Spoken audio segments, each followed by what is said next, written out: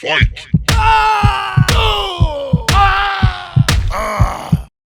Clash of Champs. Download free.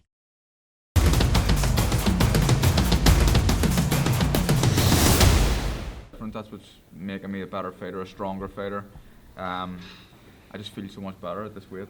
The funny thing is, for all of us as Brits, for the journalists as well as the boxers, we follow you to America. It almost seems that as a European fighter, you've also got to prove yourself in America at some point, haven't you? Exactly. I think we're all in the same boat. Britain is flying at the minute with so many world champions, and we're packing out stadiums. Just seeing Anthony Joshua and Klitschko, I think, has been extended to 90,000 people. So it's incredible, that, isn't it? It's amazing, and it shows. You could do 80,000 in Belfast, though, if they had a big enough arena. Well, if a big enough arena, I don't know. Maybe 30.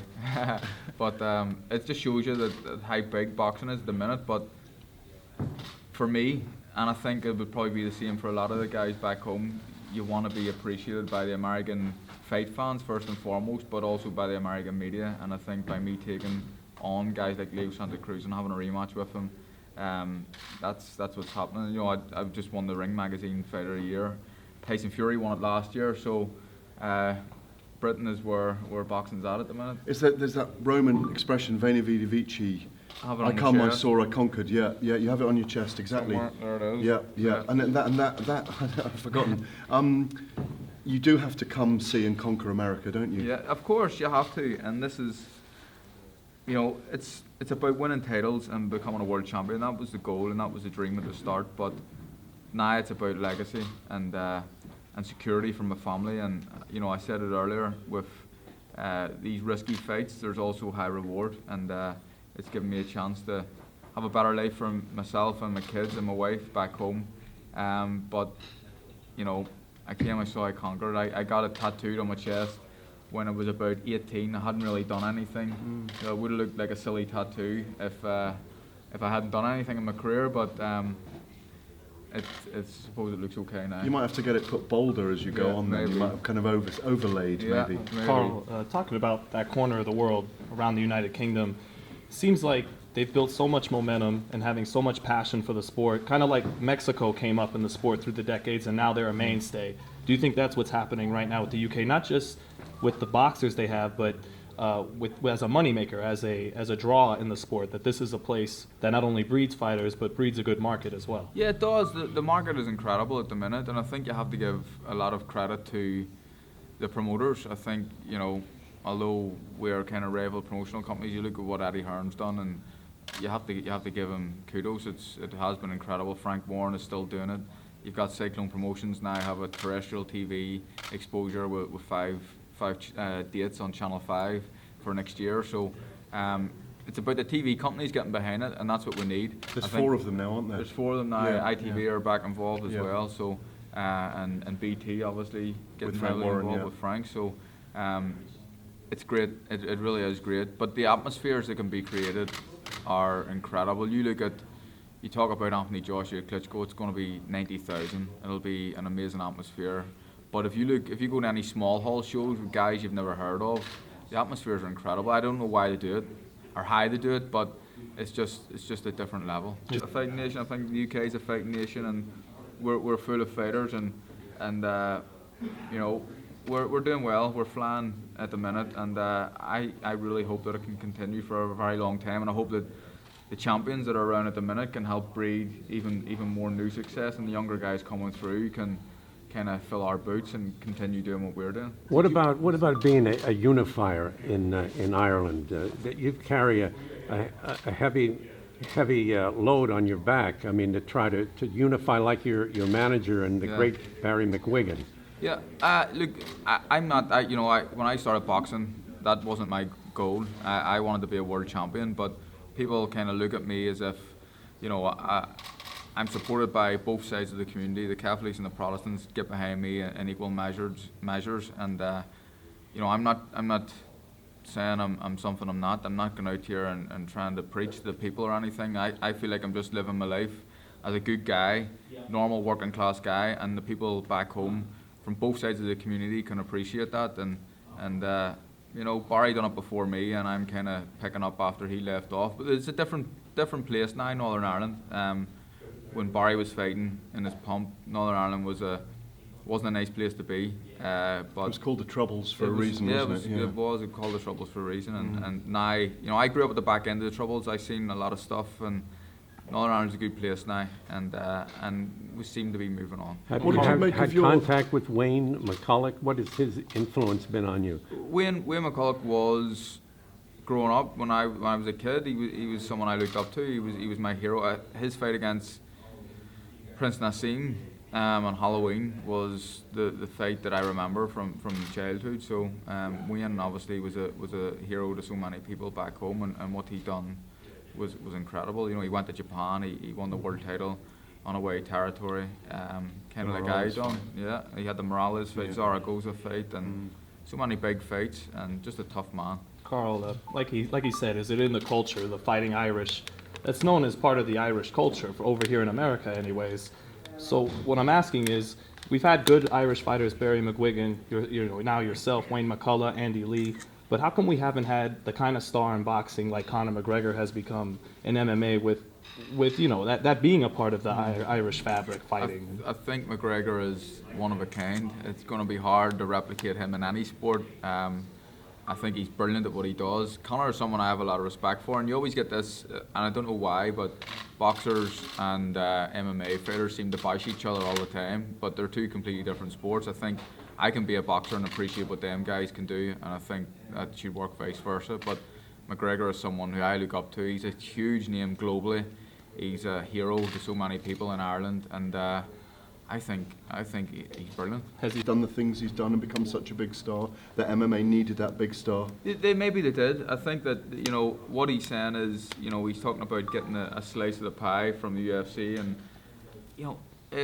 UFC was a big sport, and Dana White and people have done incredible for the level they've got it to. But I think Conor McGregor, certainly in Ireland and the UK, has taken it to a new level, and I'm only interested in it.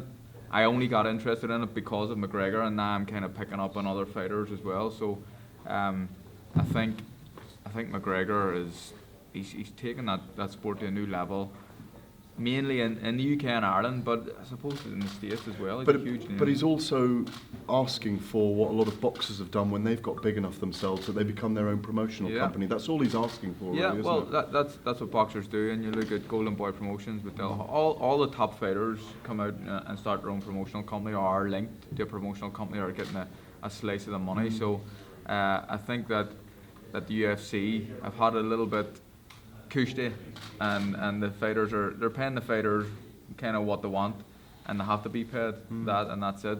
But McGregor is kind of saying, hold on a minute, I'm making you guys a lot of money, give me my deserved piece of it, and I think he has a fair point. What do you make of, can I just ask this one thing, sorry. Well, what do you make of Conor McGregor wanting a fight with Floyd Mayweather, and do you think it'll ever happen? I don't know if it'll ever happen. I think that it makes both guys serious amount of money. I think that it does more numbers than Pacquiao Mayweather. But as a boxer, it's two different sports. You know what I mean? I just don't think that Conor can beat him in the ring. I think deep down, Conor will probably tell you that as well. But he's a businessman and a showman, and he makes a hell of a lot of money for that fight. So I think that the fight might happen. It wouldn't surprise me if it does happen. What about you and him in Ireland? Me and McGregor? Yeah. Oh, he's too big for me. No, he's not. No, I like him. Look, I'm not going to. You wouldn't get like to involved. hurt him, no? No, I don't. I wouldn't like to get involved in any of that stuff. Conor's someone I respect, and I think that boxing's one thing, but MMA is a completely different. Let's just say this: if he got me in a cage, it wouldn't last very long. I know you're confident heading into the fight, but how can you be as hungry heading into the rematch, being the favorite as you were in the original fight, being the underdog, and how was this camp compared to the first fight's camp? This camp has probably went better. I was having a few problems with my hand in the lead up to the last fight. This camp has went brilliant. I've had no trouble.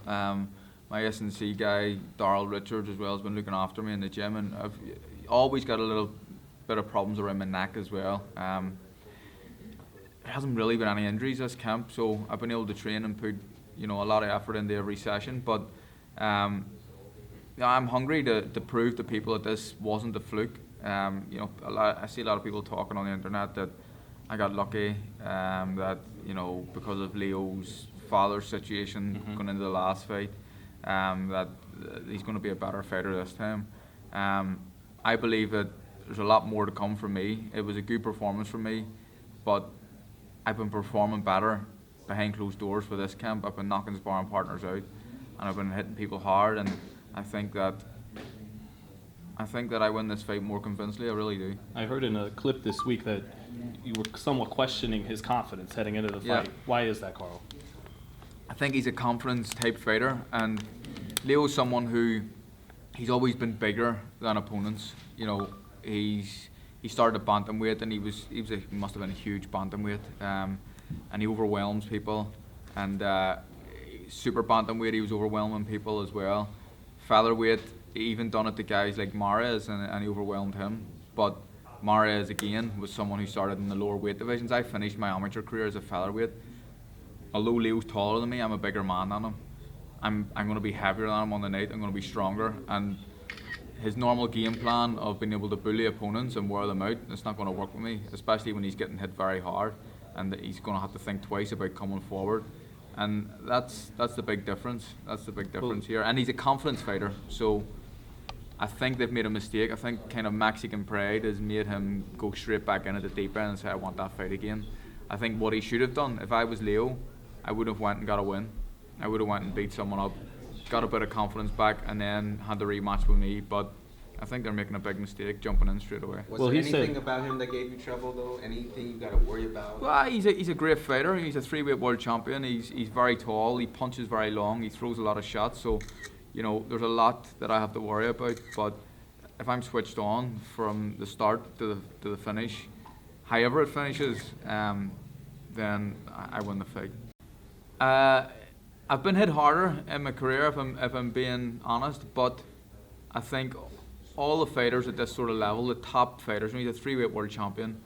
Anyone has the power to knock anyone out, and that's the truth. So I need to be careful. I can't think that I can take everything that Leo Santa Cruz has to throw at me.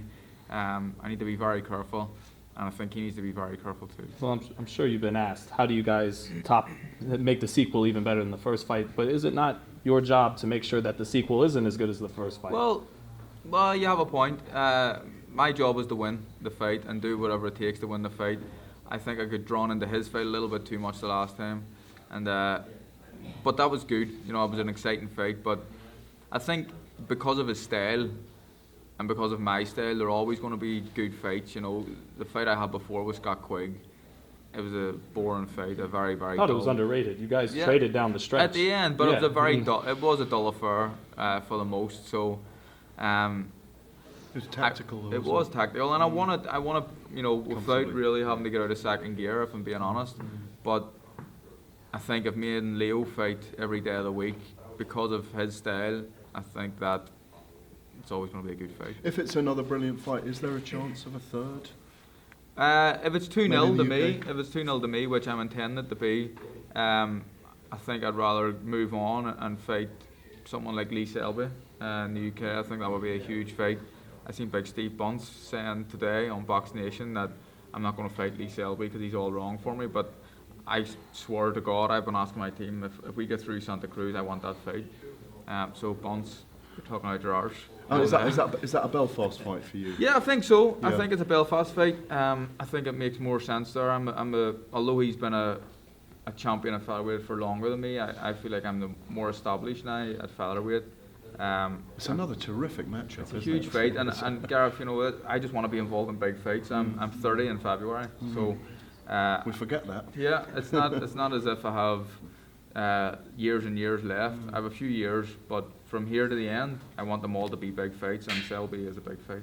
One of the last ones, I know you'll fight anybody at 26. It just seems obvious. You want to Yeah. unify. Yeah. Would 130 with Lomachenko ever make sense? Why not? It's Yeah. a big fight again. I just want to be involved in big fights. Lomachenko is an incredible talent. He's someone who I watch and I'm in awe of. He's outstanding. I don't think there's ever been a fighter in world boxing with a similar style. What he does is incredible. But I want big fights, and if I get the chance to move up to 130 and that fight happens and it's rewarding for me, financially, because that's the most important thing as well as these titles. You know, I have 2 young kids and a wife at home. I wouldn't mind that. In your head, what kind of fight is that? In the It's ring? the most difficult fight there is out there for me. It's a very, very hard fight. But like I said earlier, all guys in the, you know, every guy at the top of the divisions have the power to knock each other out. I think that I certainly have the power to knock anyone out. Lomachenko is a solid fighter, but we've already been shown how to beat him. I think Salido roughed him up and get in that way. But look, this isn't me calling out Lomachenko. You asked the question. Right. I'm happy to do what I'm doing. I'm happy to fight someone like Lee Selby. And if Lomachenko's up 130, when I move up, then why not? So you're talking about perhaps 6 more fights, 8 more fights Yeah, max, something like that, out of 34. Yeah. That's sort of. I would like to have 3 fights this year, so we're starting pretty early in the year. I would like to fight at home. The main thing for me is to fight in Belfast in the summer, and I think that you have Oscar Valdez, you have Gary Russell as the other champions, even Abder Mares as well. I think the easiest guy to get to Belfast, I don't think them guys would come to Belfast, but Selby would.